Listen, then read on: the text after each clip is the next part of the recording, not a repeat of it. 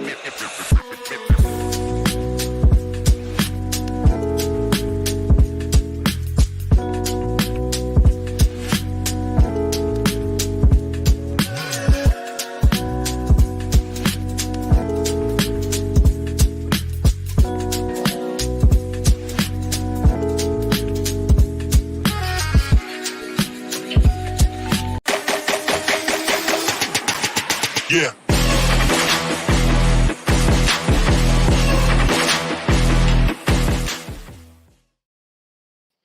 Welcome to the PHNX Wildcats Show. Shout out to OG's Brands, the official sponsor of Flavoring Fridays. Head on over to ogsbrands.com to see their full lineup, including their newest gummies, the OG's Naturals, the Big OGs, and to find out where you can purchase all kinds of really good stuff. Now, a man they called the Big OG, Mr. William Brad Alice. Hello, William. How are you?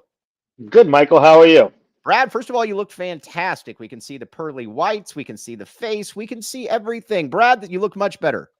You know, there's a difference between using a modern cell phone and like a 5-year-old laptop. So yeah, I get it. But yeah.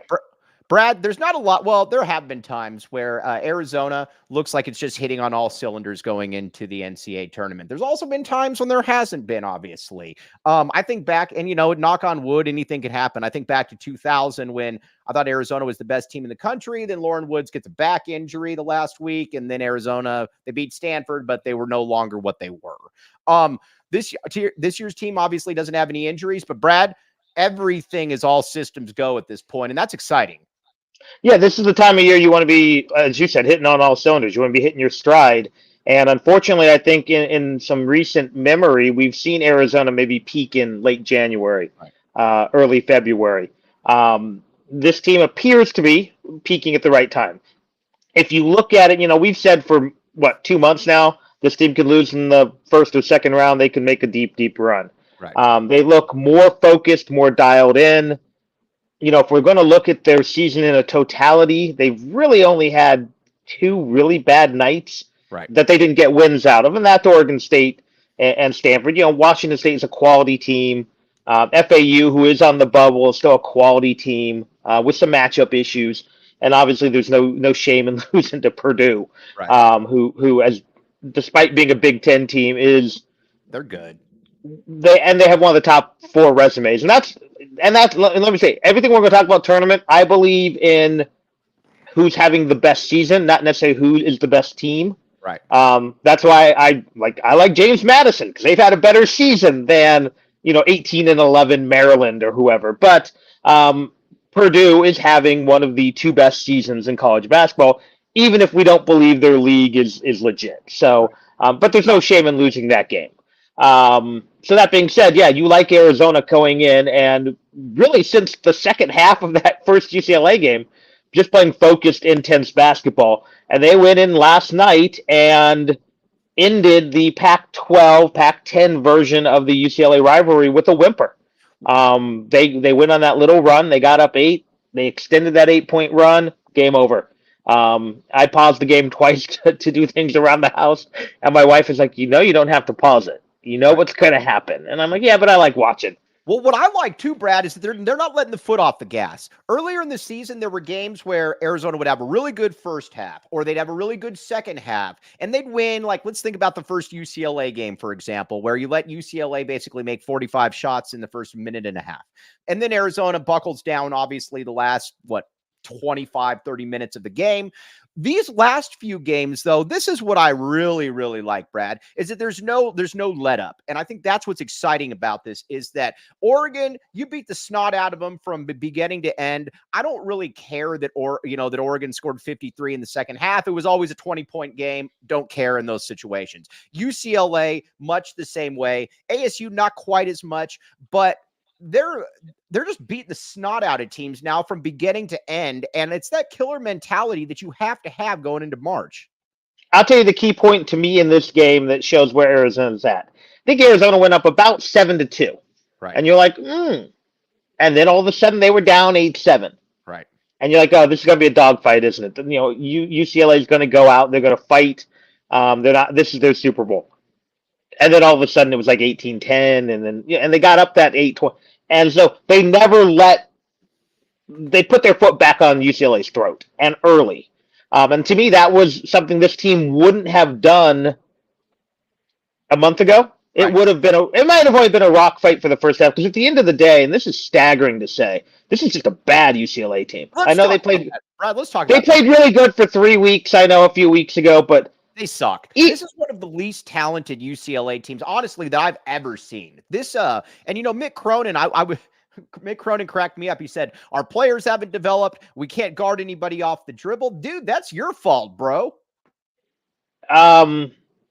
he went to the Final Four with All other players. Alfred's players. Exactly. This, and I'm not a quick hook guy.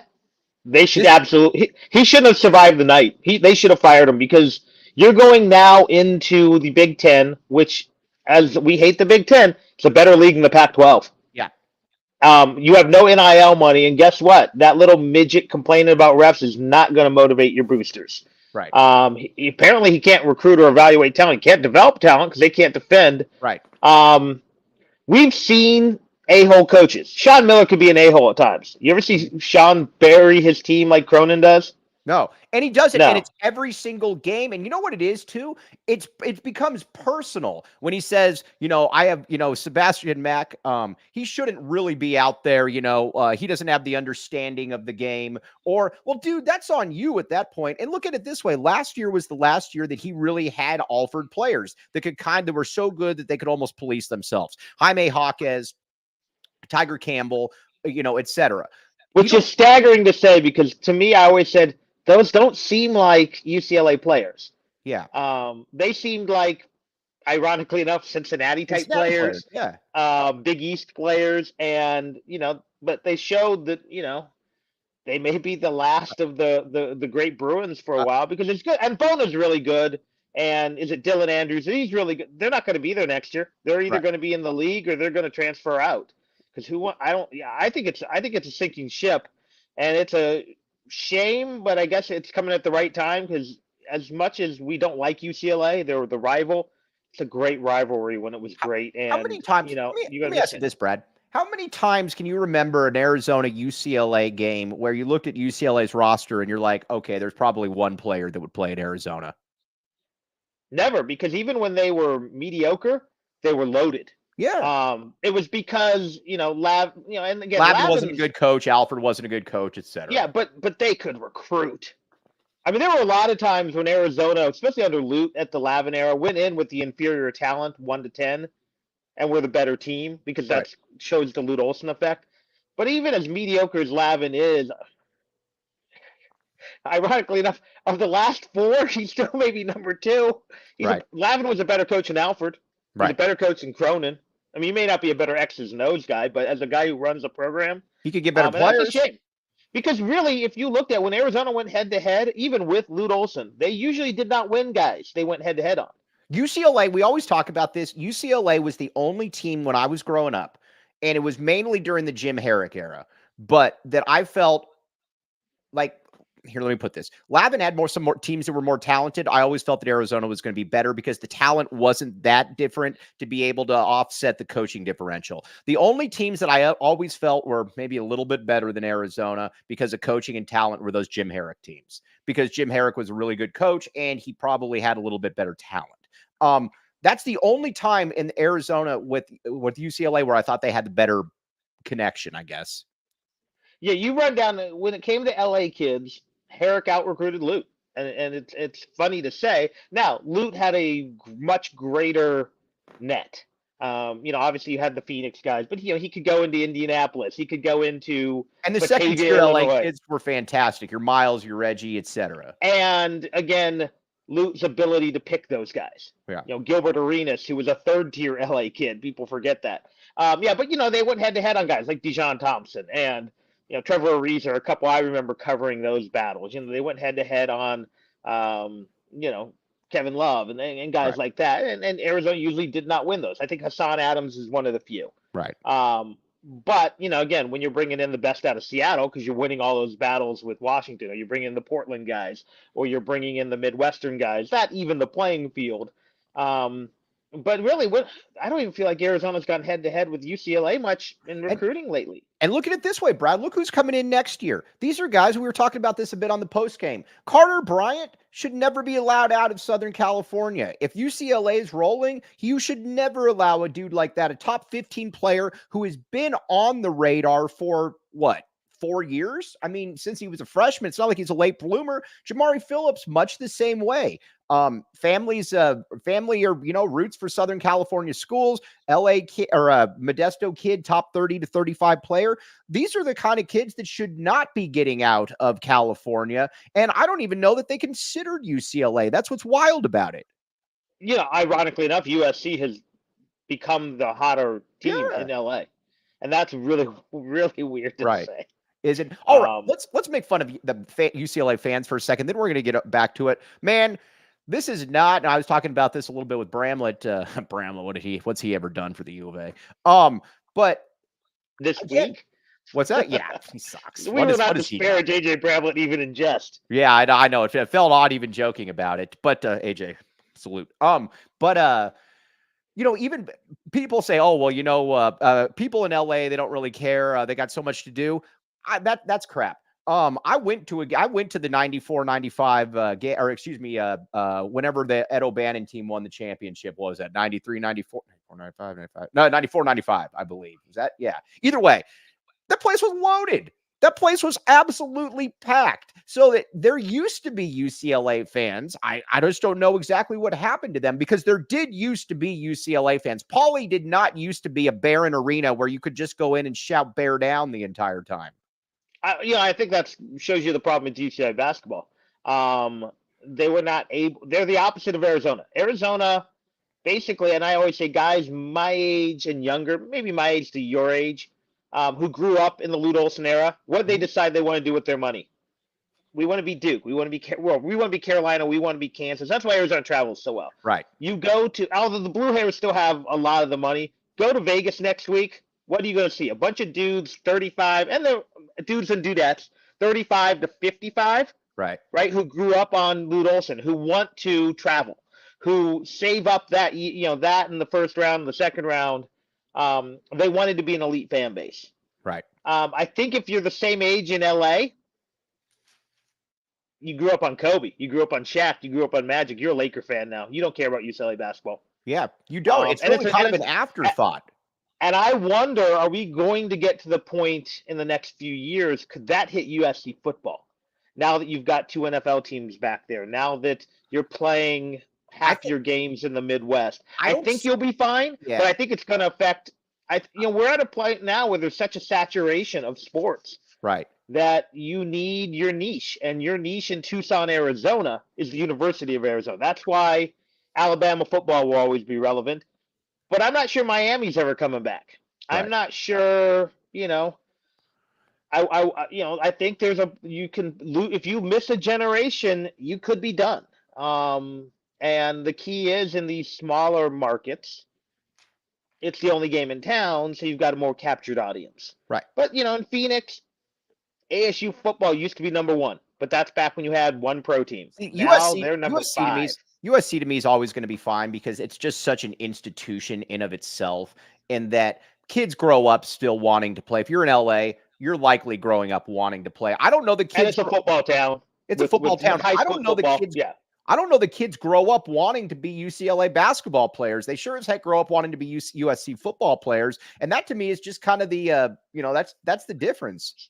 Serious question. If you and I were to go, tap and bottle and get a couple bottles and make a list of the top 100 LA prep basketball players the last 30 years, 20 went to UCLA? Yeah, probably.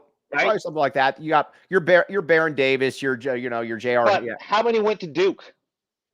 Yeah. How many went to Carolina? Right. How many went to Kansas? Paul Pierce, off the top of my head. Right. Now let's do the same exercise with you with football players from LA.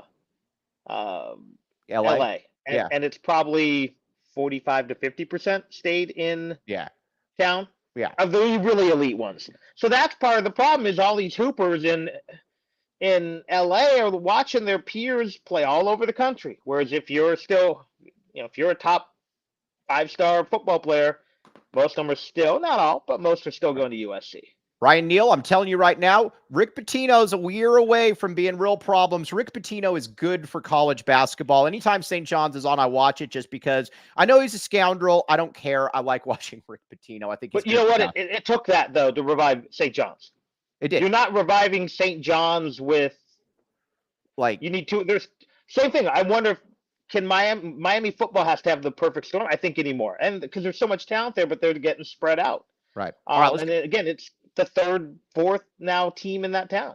All right, let's get back to Arizona. But first, Brad, when was the last time you won the Arizona lottery? Don't be bashful. I know you've won it before. It's been a while since I've won. I have to admit, yeah. All right, yeah. BCAP Rick Pitino 71. I don't care about stuff like that because he's very sharp at 71. Age to me is only for 4 or 5 years, it's going to be fine. Like I can tell you that Lute at age 70 was not in the same frame of mind that Rick Pitino was. People age differently. Rick Pitino's aged differently, but the Arizona lottery ages perfectly. The Arizona lottery is not just about playing games and winning prizes. It's also about giving back to the state and its community. Visit azadventure.com for more information on how you can take an adventure for a chance to win $1 million in cash and Arizona travel prizes and Game Time. William Brad Alice, you have used Game Time before. This is true.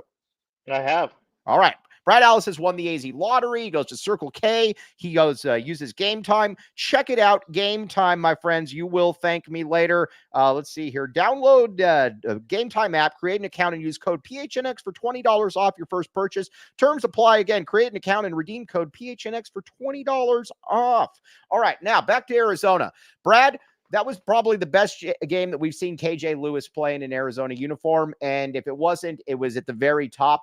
This dude, only thing I'm asking, I don't want him to get too far ahead of it. I don't want a Dalen Terry, or as you would say, a Dallin Terry type situation where you kind of play your like NBA scouts start saying, why don't you come on over this way? This dude's going to be a monster. And you know what really impressed me was when he was dribbling the ball up the court and he kind of had the pull-up hesitation three. I didn't know that he necessarily had that in his game. 18 points, 5 rebounds, 4 assists. Sign me up, sir. Yeah, with KJ Lewis. Oh, wait. Right. With KJ Lewis. No, he hit the wall, I think. Right. But I think one thing you do see is when these guys hit the freshman wall, a lot of times they emerge on the other side with another, shall we say, club in the bag. Yeah, for sure. Because they're still working in practice. He had his minutes diminished a little. He didn't play as well, but that's probably something he's been working on. And they don't need him to be great, but they need him to be a competent. Really what they need is they need their 3 guys off the bench to give them solid, good minutes. And then occasionally, and this is assuming you're doing a big run, you're going to have one guy have to step up here and there. And, we have seen it from, the greatest example, speaking of A.J. Brown, Donnell Harrison national title game. Yep. We saw... And I always forget the kid's name, the backup point guard who's playing in Uganda, who had the big game against Texas. In that Jordan Mays. Jordan Mays in the 09 run. Heck, as weird as Kirk Walters against UAB, and I think it was just 6.6 rebounds, but there was some foul trouble. I actually thought Kirk Walters was going to be good based off that game. I did too, and I did based upon. I actually thought we were definitely wrong. We were wrong. He was extra adequate, maybe mediocre. But the fact is, guys step up in the tournament who you don't expect. Right. And sometimes you need 2 or 3 of them because, again, is Kylan Boswell? I said Kylan. Now you got me with a bad name thing. Is Boswell really going to put 6 straight games together? Maybe not. But if you can get 4 out of him and 2 out of KJ Lewis or 1 out of Jaden Bradley, then you're in good shape. Well, let's talk Jaden Bradley for a second. You've been on the Jaden Bradley train from day one, William Brad Alice. I've been a fan. You have been a fan. Jaden Bradley is going to play in the NBA. Don't care what anybody says. Jaden Bradley, first of all, defensively, he's awesome. I also don't know where this idea that he can't score comes from. Like, sure, he's not Steve Kerr from 3-point range, but if you give him 30 minutes, he's going to give you 12 or 13 points. So this idea that he can't score is all poppycock. Well, his game is more based upon getting into the lane, layups, the little floaters, the leaners. Ironically enough, a lot of the things the guys on that 97 team did really, really well, where it almost looked like a video game where each guy had his special move, right. with the You had Mike D with the jump step. You had Miles with the leaner. You had You have Miles KG with the up and under. Yeah, yeah. yeah, exactly. And that's kind of what Jaden Bradley is. Is he an elite shooter? No. But he's a really good defender. He's a really good passer, and he can be crafty, and he's getting better as a scorer. So a lot of those drives that were kind of hitting front iron or a little too hard off the glass have been falling for a You know what month, it is, Brad? and that's why it's important. You know what it is, William? You can see why he was a 5-star recruit. You can see why he was a McDonald's All-American. I think there was this misconception that, well, he's going to be this scrappy, defensive player, but offensively, he can't give you anything. When he's on the court, and I know that splits can be kind of, they can only tell you, a certain amount of stuff. But Arizona's like the best team in the country by a mile when he's out there on the court. KB Thiel, you were wrong about him, by the way, but go ahead, William Brad Ellis. No, but KB does make a good point that his jumper, while not deadly, while not Steve Kerr or Salim Stummer, it looks good. So it's going to get better. And that's the thing. He's not an elite scorer. He's never been billed as an elite scorer as a 5-star. But as a complete, well-rounded point guard, that's kind of what he is. Now, is he where you want a 5-star to be? Maybe not yet. But he's a really good player. And he's a guy, again, I personally would like to start him and bring Boswell off the bench because I think Boswell's a spark guy. But I'm fine with this because, again, he's going to play defense. He's going to distribute. He's going to score well enough. And typically, and not always, these are 19-year-old kids, he doesn't take bad shots. When he gets into the lane, he usually has a good look. Or there's no one to dish to. I just feel comfortable. He makes the good pass. Yes, that's a great word. Comfortable when he's on the court. He just, yes. In some ways, he's the opposite of the Caleb Love experience where that's all highs and lows. Right. Jaden Bradley is more of a, if anyone is into audio, he's more of a reference audio. And Caleb Love has a lot of high peaks and bass and treble. Right. Caleb Love is more desert metal. Caleb Love is more hip hop. Jaden Bradley's more smooth jazz. By the way, this was asked above, and this is a great question. Are those those rotisserie chickens over your right shoulder, Brad? What are those? Mini helmets. I thought they were rotisserie chickens too. No. I collect Chiefs and U of A mini helmets, and they're most. Here we go. Yeah, let's see it. Back the A. Oh, back the A. William Brad Ellis backing the A. I like it. Very, very nice. Most of them are Chiefs, and the Rydell collectibles. If anyone knows Rydell, I've got the Ice, I've got the Chrome, I've got the Blaze. Right. And by the way, I did say I think Bona would play. I said there's one player at UCLA that would play at Arizona, and that's Bona. Bona's the one player that would definitely play at the U of A. I'll give you that. Now, Kylan Boswell, you mentioned him. It is weird when he plays well, everything just kind of falls into place. Again, look at him last night. 10 points, 4 assists, something like that. But he was confident when he had an open. He was hunting his shot when it was there. He looked under control. When he's playing well, everybody else's role just kind of falls into place. And again, like we said a billion times, I don't need 25 points, but you give me what you gave last night, I'm going to be more than okay with that. And again, it was in that sequence where they kind of let early. They were up 7-2, I think the number was, and they let UCLA come back. And I think he committed that bad turnover, kind of forced one to Ballo in the lane. It led to UCLA transition. I can't remember if UCLA scored and took the lead or did, but I was like, this could be that Boswell goes into the, and he didn't. He responded, came back well.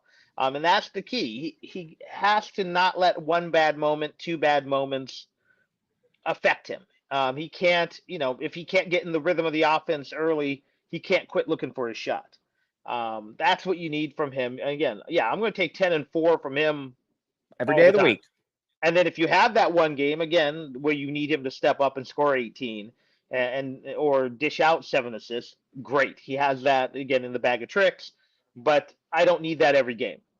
I need Caleb Love being the guy every game. I need Larson being really good every game. Everyone else, it's kind of more interchangeable. By the way, guess who used the term the Caleb Love experience yesterday? Did RJ? Ryan Hansen, my friend. He tweeted out that he was here for the Caleb Love experience. I saw the online debate. Shear's full of crap. He's lying. Are we sure? I have a feeling it may not be either of you. Well, I don't know if it was somebody from North Carolina. Or was it Shu? Shu loves experience. Could be. Shu and I, when we lost our radio gigs, we did that. Remember the Radio Exiles podcast network for a little while. We were the Brad and Shu experience. So I know Shu likes experience. Interesting. And maybe to save your and Shear's friendship, maybe we should just give Shu the credit. Well, there was a guy in North Carolina that said that. They quoted him, but believe it or not, I wasn't going back and Googling it. I will tell you this. I will say that I will 1,000% give Shu the credit on that. I have no problem with it. Yeah, but like you said, we'll save Shear's friend. We'll save the friendship based on I'm just doing it to save the friendship, save the relationship. Yeah, no, I do appreciate that. Also, let's talk about Richard Jefferson. Steve Kerr, for the longest time, has been that Arizona ambassador kind of to the outside world. I think Richard Jefferson is that new age one. First of all, he obviously had the huge donation for the Richard Jefferson Gymnasium. He is a national voice on ESPN that is not going anywhere. You can tell by the talent that he has that he's a natural, and he is unvarnished. He is an unbiased Arizona homer. He went into that game yesterday saying, "I'm going to root for Arizona. So if you're looking for objective analysis, you might want to go somewhere else." He is 1,000% kind of that new age U of A ambassador. He comes back. It also helps, too, that he is a Phoenician, that he grew up knowing what Arizona was about. Obviously, he was on the best team in school history, long NBA career, but he puts his money where his mouth is. He also puts his experience and he projects the Arizona image out to the national public as well. Richard Jefferson is that new Arizona national face. And he's got a shtick, and the shtick is I love U of A and I hate Duke. Right. Which for most of us is all our shtick, right? I mean, right. I don't know a U of A fan who's like, yeah, I don't mind Duke. So it's and the fact that he went in with that, right? Because for a while you did see Walton be pro UCLA and very pro Arizona when Luke was here, or slightly after. Now it was just pro Pac-12. And I think if you go in knowing that, especially in some of these, and I don't know how many Big 12 games RJ is going to do next year or ESPN, but if let's say they're going into just let's say Texas Tech is down. There weren't many UCLA fans tuning into that game last night. It was an Arizona audience or a college basketball audience. I think that's a perfect place to bust out with I'm a homer. Okay, I got it. And right. I thought I don't know if you saw the bit with Josh at halftime. Yeah, it was great. With Josh, I thought it was really good. Josh asking Pash which of the three was his favorite. I enjoyed it. Now, if I'm a UCLA fan, would I have enjoyed it? I don't know. And as a Arizona college basketball fan, would I be watching 14-14 Arizona versus 20-4 Arizona? Yes, I would be. But I'm not sure the average UCLA fan tuned in and cared. Whereas I think maybe if you've got some money on one of those apps on Arizona, you might not mind Richard Jefferson going pure 100% homer. And it was fun for me. Again, I don't think it'd be necessarily fun. What's the guy who banned you, Carlos or whatever? Yeah. He was probably pulling his hair out, but it was fun for me. Honestly, Richard is there's certain guys that have surprised me. I'll be honest with you. I never saw Damon being a coach. I never once thought that Damon Stoudemire is going to be coach. And actually, he's a pretty darn good coach too. It's going to be interesting to watch. He's doing a good job at a bad job. Yeah. He's done. Yes, exactly. And he's done it the right way. Richard Jefferson, I was not surprised at all when he became a media star. Knowing him from high school, I think it was a Cat Tracks magazine that I read where he was talking about his recruitment. And keep in mind, this is back in like '98, where he was joking about how all the old people having to drink all of their prune juice to be able to stay up to watch the games. But he's just a dude that gets it. Richard Jefferson just gets the game of life, and I'm not at all surprised by his success. And honestly, he's not going anywhere. No, he's built a brand. He's built and what he's very good at. And there's some others, but you can drop him in the studio show and he's going to be entertaining. You can drop him in an NBA analysis. You can drop him in college basketball analysis, or you can put him as the color commentator. And not a lot of guys can do all of that. There are some guys who are very good in the studio, lousy analysis. There's some guys who can focus on the NBA but not do college or vice versa. And I think Richard has, and again, I don't consume that much ESPN anymore, especially the studio shows. I just don't enjoy I agree. that version of talking head debate. But I see clips and highlights, and I think him and Perkins going back and forth is hilarious. Him and Jay Williams is funny. I He and can't. JJ Redick is a good one.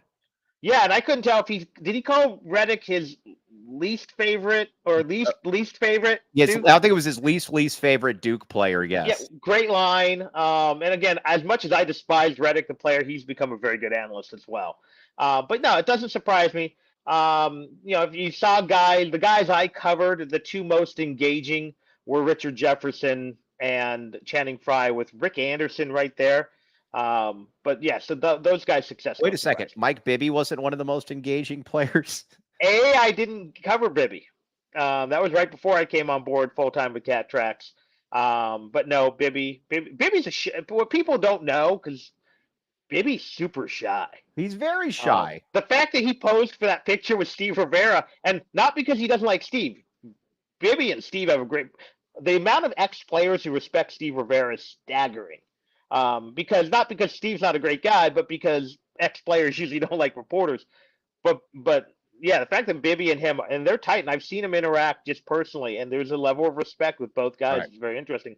But Bibby when he was in the NBA, he was with his high school buddies, his wife, and his kids. Right. And that's been his bubble for 40 years or whatever. Well, that's why it's so years. weird to see him when he goes like this full little league dad type thing as a coach, and it's like, bro, that's not the dude it's not the guy that I remember.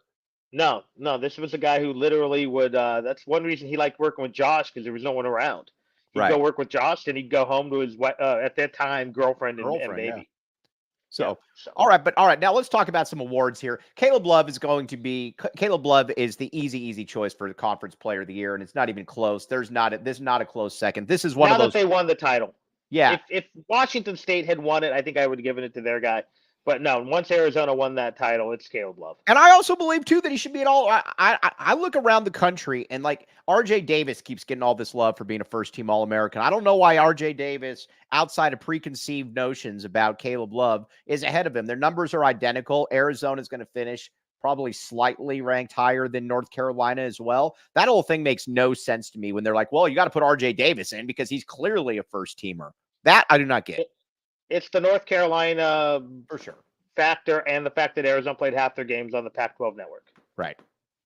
That's it. It's that too. No, I get it. Plus, Love is more efficient for all those people out there. Also, something that's very efficient: illegal Pete's, my friend. Here's the deal. The college basketball season is in crunch time. Win or lose, Illegal Pete's is here to bring you a win with their legendary sound check deal. Bring in your ticket stub from any ticketed event and get a draft beer or house margarita for a penny. Illegal Pete's wants to celebrate with you, whether it's a pregame or a postgame party, with locations in Tucson and Tempe. Arizona's got you covered on all your game day needs. Must purchase an adult entree to redeem Illegal Pete's sound check deal. Illegal Pete's, your go-to spot for burritos, buddies, and beer, and the Gila River Resorts and Casinos, my friends. Check it out. The Gila River Resorts and Casinos. You do you at Gila River Resorts and Casinos. Visit playatgila.com for more details. All right, now going forward, I expect Arizona to smash SC. I'm a bigger Andy Enfield fan than most are, but this has been a terrible season for Andy Enfield. This team is dramatically underachieved. They've got more talent than UCLA, which I think is still more of an indictment on the job that Andy Enfield's done. They did beat ASU yesterday. Good job, USC. We appreciate that. But I think they're going to get destroyed tomorrow. Yeah, this is just not. And again, I don't think Enfield's a great coach, but I think he's a very good runner of a program, shall we say. That's good for SC. He recruits well. He develops his guys fairly well. Again, I don't think he's a great X's and O's guy.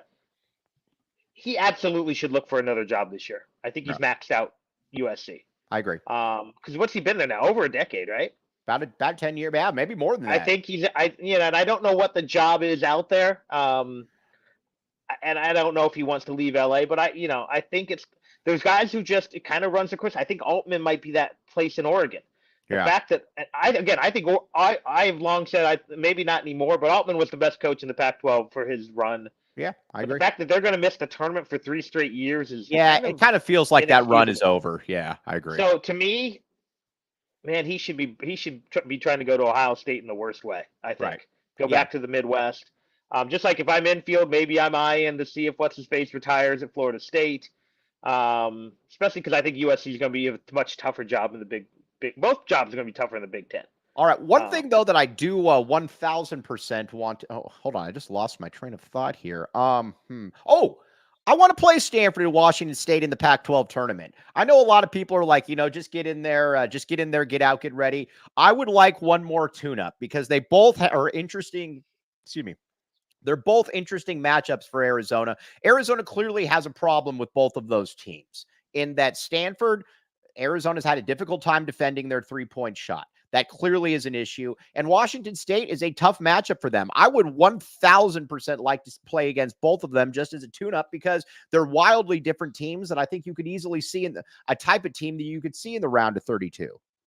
Yeah, I think so. I think that's an accurate thing. And I'm going to be a little selfish here. There are a lot of years when I think they're locked into the two. I think it's going to be really hard for them to lead. And again, I'm not sure I'm upset about Tennessee. I mean, Tennessee, let's even assume the SEC is a little overrated.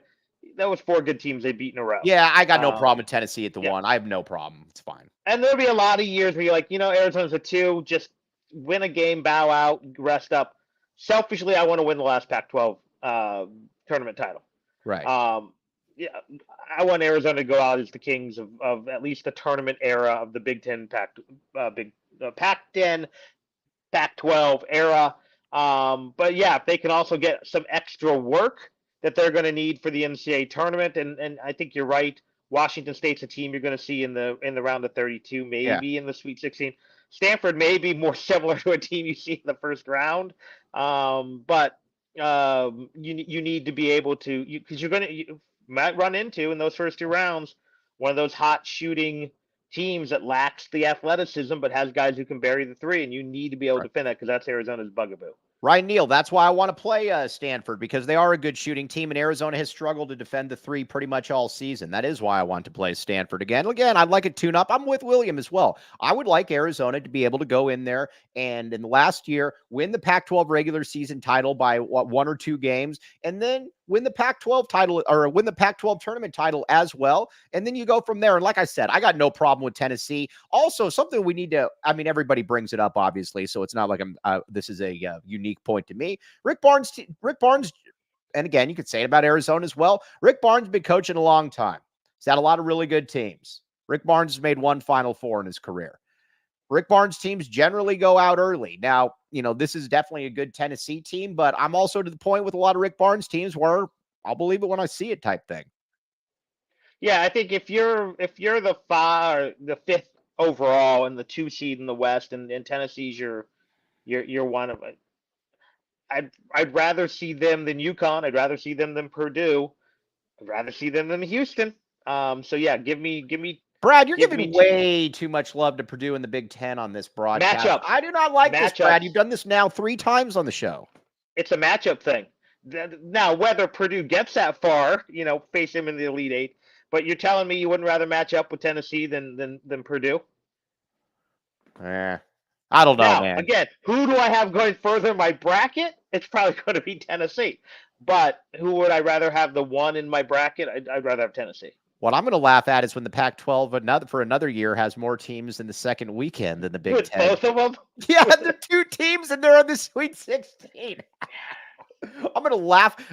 I don't totally dismiss that either because every year we always hear, well, this is a different team. This is a different team. No. It's really, really not. I am glad that Zach Edey is leaving. Because he's got the COVID year, and I guess they announced that he will be taking his wares on to Lithuania. He's going to be 38 years old and still playing at Purdue. Yeah, I know, dude. It's very, very annoying. All right, now BetMGM. Now you might say, speaking of which, how do we get Ballo to stay? Oh yeah, get our leader of men. Now let me ask you this: BetMGM. You might say to yourself, "Man, I'd like to bet against the Big Ten." Here's where you go to the BetMGM Sportsbook app, my friends. Sign up for BetMGM. Use bonus code PHNX. Place your first BetMGM Sportsbook wager through BetMGM Sportsbook mobile app for at least $5. You will receive $150 instantly in additional winnings, regardless of your wager's outcome. Check out the show notes for details. And let's hear Damon with the disclaimer. Gambling problem? Call 1-800-GAMBLER. Available in the U.S. Call 877-8-HOPE-NY or text HOPE-NY 467-369 New York. Call 1-800-327-5050 Massachusetts. 21 plus only. Please gamble responsibly. Call 1-800-NEXT-UP Arizona, 1-800-BETS-OFF Iowa, 1-800-270-7117. For confidential help, Michigan, 1-800-981-0023 Puerto Rico. Subject to eligibility requirements. Rewards are non-withdrawable bonus bets that expire in 7 days. In partnership with Kansas Crossing Casino and Hotel. See BetMGM.com for terms. U.S. promotional offers not available in D.C., Mississippi, New York, Nevada, Ontario, or Puerto Rico. All right, great point here by Dirty Dancer.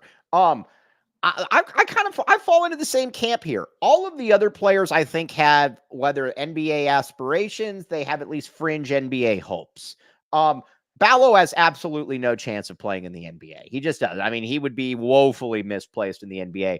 I don't know why he wouldn't come back, to be honest with you. Probably a good business decision. I'd imagine he'd get a nice little NIL boost from it. Ballo, to me, is the one player that kind of makes sense.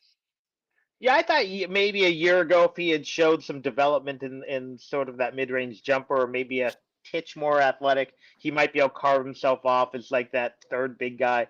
It's not happening. He is now. He is what he is, and that's okay. Yeah, again, he would have been a millionaire 20 years ago. Right.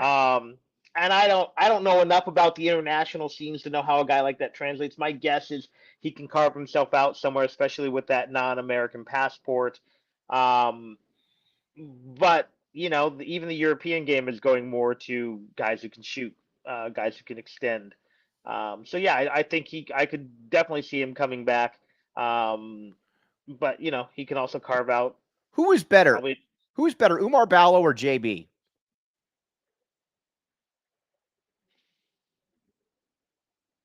As a player at Arizona, it's Ballo. Yeah. As a guy who can carve out a 15-year overseas career, is JB, because JB was really, he had developed by, in the pros. If you've seen some of those clips from Europe and stuff, he was knocking down jumpers. He had slimmed down. He had gotten a kind of more athletic. Turned out he was only about 6'7", 6'8". Right. I think he played combo forward in Russia for a while. But Ballo, I think, has had the overall. Now, part of it is he also hasn't faced academic suspensions. Right. So yeah, I would take Ballo. I think Ballo's been the better overall player. Over JB, we forget. Man, when he was on. He had some pretty footwork down low. He could score. Good. He wasn't quite Ben from an impact perspective, but he was good. Yeah, no, I would say that's fair. Yeah, I mean, and that's, I think, is there a position that gets more overlooked in the lore of Arizona than the power forward position? No, there is none. People forget about Rayos. They forget about Ben Davis. I think even Michael Wright gets a little forgotten. The only one that people remember is Derek Williams. Yeah, and he was really a small forward in a power forward's body. Right. Bennett Davison because he won the title, but Cook, Womack. I mean, there has been some pretty interesting power forwards over the years, and almost none of them get remembered. All right, Brad, before we sign off, where can they find you? Are you going to do any podcasting? We know you I got to get back to it. Come on, Brad. Come on, the people. For those who know, I've been really consumed. I'm trying to save Flowing Wells Little League. Was named president a few months ago. We are actually concluding signups this week and getting practice started. So once I get there, I'm going to try to start podcasting again. Really want to break down some U of A football, U of A basketball, obviously, but right now, the only time you're getting to see me for at least another week or so is here on PHNX. Awesome. Whether it's we're this privileged or post game, but we'll get it cranking up again. Yeah, definitely. All right. For the great William Brad Allis, I am merely Mike Luke. This has been Flavoring Fridays. Oh, geez, my friends. Thank you all very, very much. You guys have all been fantastic. I am remiss. This is why Jacob Franklin is the man. Jacob Franklin, I would not be able to tie my shoes in the morning without Jacob Franklin. You are correct, Jacob Franklin. He also gets very mad when he texts me and I bring this up on air. I will continue to do this. All right. Now, oh, geez, though, we still have one more read. Don't go anywhere, you people. Let's see here. OG's. There it is. All right. To learn more about OG's gummies and where you can find them, head on over to ogsbrands.com. OG's has launched 2 new products made with live rosin and a Rick Simpson oil. That sounds fantastic. The OG's natural and the big OG's. And again, you got vegan gummies made with available in the sweet clementine flavor. Check it out. All right. Now, on that note, Jacob Franklin, thank you very much. For William Brad Allis, I am merely Mike Luke.